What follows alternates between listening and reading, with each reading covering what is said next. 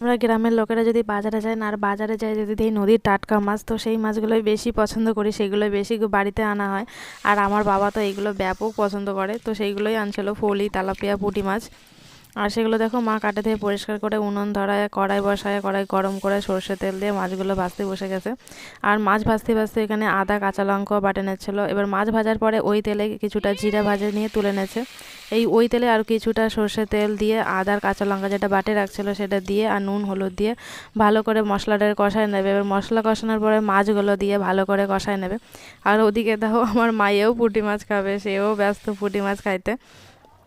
দাদু same same. আর যে জিরাটা ভাজা রাখছিলো সেই জিরার সাথে কিছুটা পোস্ত নিয়ে ভালো করে বাটে নেবে। এবার ঝোল জাল হওয়ার পরে কিছুটা ধনেপাতা আর পোস্ত একসাথে দিয়ে আরও কিছুটা জাল নিয়ে নামাই নিলেই রেডি জ্যান্ত ঝোলের মাছ। আর এই ঝোল না গরম গরম ভাতের সাথে দারুণ লাগে। আর গ্রামের সমস্ত কিছু পাওয়াও যায় টাটকা। দেখা হইতেছে পরের ভিডিওতে।